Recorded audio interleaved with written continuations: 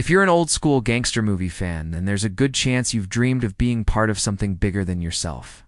Brotherhood that's tight-knit and powerful enough to take on anyone who crosses them. You might even fantasize about making millions from running illegal gambling rings and racketeering.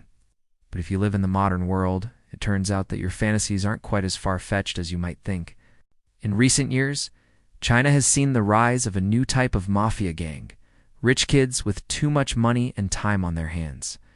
These pampered princelings have turned to organized crime to fill the void in their lives left by China's lack of civil society and Western-style freedoms.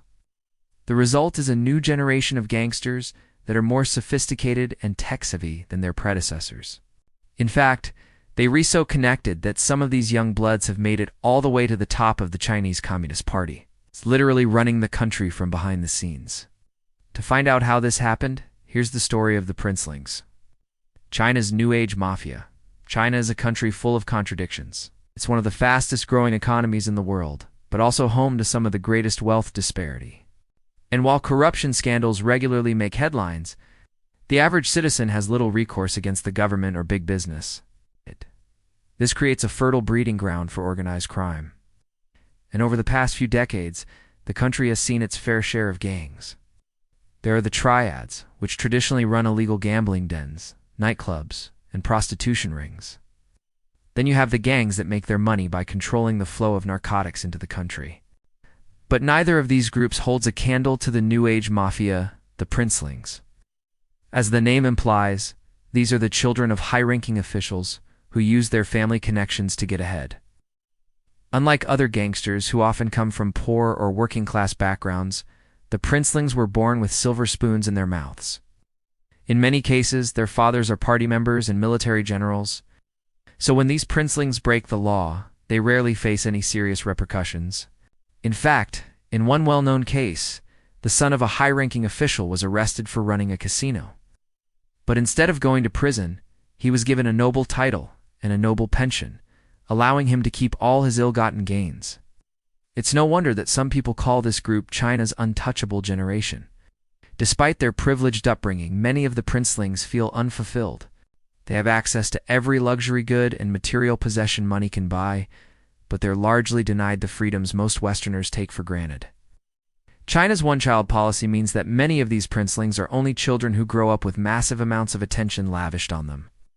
This, combined with the lack of freedom and human rights in China, leaves many of these princelings feeling directionless and rebellious. And that's where the mafia comes in. Joining a gang gives these princelings a sense of belonging and purpose that they are lacking in their everyday lives.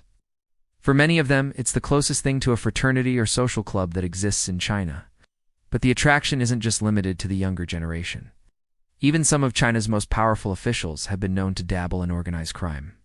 One of the most famous examples is Haiyan Wang, the former deputy chief of the Public Security Bureau. In 2014, he was sentenced to life in prison for bribery and abuse of power. But before his arrest, he was known as the godfather of China's underworld, having helped bring down dozens of rival gangs, while turning a blind eye to the activities of his own. The result is a criminal class that's become deeply entrenched in every level of Chinese society. While the lower rungs of the criminal ladder are still occupied by impoverished farmers and migrant workers, many of China's most powerful mob bosses are now the children of high-ranking officials. But don't let their fancy educations and noble upbringings fool you. These princelings are just as ruthless and violent as any other gangsters. In 2009, a prominent property developer named Zhang Xinli was found dead after falling out with his partners in a high-stakes poker game. His body was later discovered in a secluded area of Shanghai with multiple stab wounds. According to reports, Zhang had been targeted because he had cheated during the game. This sort of thing isn't rare. Gambling is technically illegal in mainland China. So these games are usually played underground with huge amounts of money at stake. When someone gets cheated or refuses to pay their debts, the only solution is violence. Of course, the princelings aren't just limited to gambling. They're involved in all sorts of racketeering, extortion, and protection money scams. In fact, these days, it's almost impossible to do business in China without paying a protection racket to the local gang. One businessman revealed that he had to pay tens of thousands of dollars each month to the police and gangsters in his city to keep his shop from being shut down. Another entrepreneur said that he was regularly extorted for money by a group of young men who claimed to be from the Communist Youth League. But despite their violent tendencies and shady business practices, the princelings have managed to cultivate a certain amount of public support. In a 2013 survey of 1,000 Chinese people, nearly half said they had either been forced to join a gang or had friends or relatives who were gang members. Many respondents said they felt that joining a gang was the only way to protect themselves from extortion and violence. This widespread support has allowed the princelings to operate with relative impunity. In many cases, they've been able to bribe or coerce local officials into looking the other way. When that doesn't work, they've simply formed alliances with the police. In some cities, entire police departments have been implicated in gang activities. In 2011, 14 police officers in the city of Wenzhou were arrested for helping a gang collect protection money. And in 2012, a gang leader in the city of Zibo was able to bribe the local police chief and several prosecutors to protect him from arrest. It's no wonder then that many people in China see the princelings as a symbol of the country's corruption and inequality. But not everyone is willing to give up. One former gang member recently spoke out against the group, calling for the Chinese government to do more to protect ordinary citizens from extortion. But even he admitted that it would be a long time before the princelings lost their power. After all, these are the children of China's elite. They have the connections and wealth to stay one step ahead of the law. And as long as the government is willing to turn a blind eye, the princelings will continue to thrive.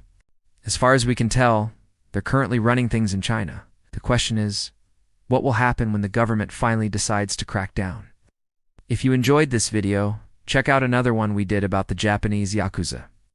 We also have a ton of other videos about gangs, including the MS-13 and the Bloods and Crips. And if you want to hear about more dangerous groups, check out our videos about the Hells Angels and the Mafia. Thanks for watching.